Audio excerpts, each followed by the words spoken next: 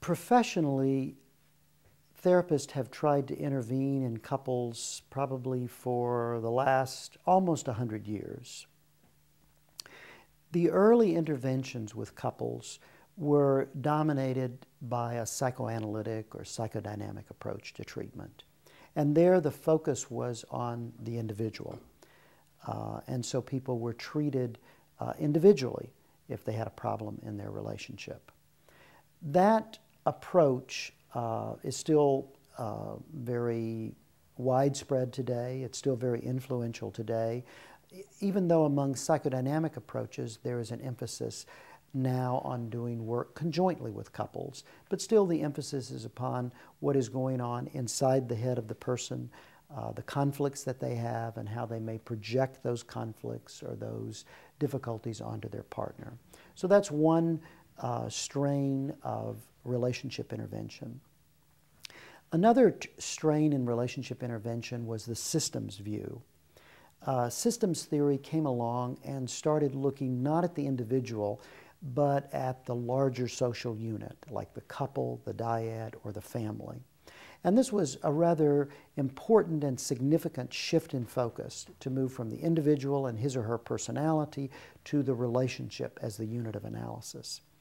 And when you look at have the relationship as a unit of analysis, then you're often looking at patterns between the partners rather than simply the behavior, the feelings, the cognitions or the emotions of one partner. So that was a very important shift, that systems view.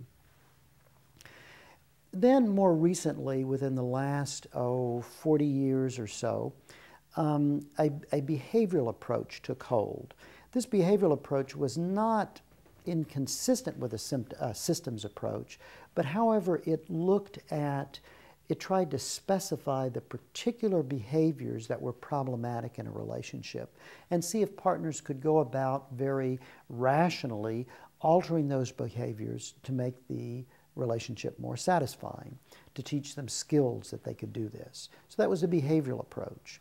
Then after the behavioral approach had been around for a while, people added a cognitive approach to the behavioral approach. It wasn't simply what behaviors partners were doing to each other, but how they interpreted those behaviors. And so it's not just that my wife is critical of me, it's that I interpret that as her being hostile toward me if she's critical of me. And so the cognitive approach was added to the behavioral approach. Even with this cognitive and behavioral approach, it seemed like there was something missing.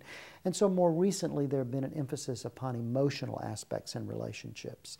It's not just that people have, that it's important to look at their way of thinking about their relationship and their partner's behavior and their own behavior, but also they have strong emotional responses to their own behavior and to their partner's behavior. And so more recent efforts have attempted to bring in both affect, what we call emotion, and cognition, thinking, as well as behavior into a more integrated whole.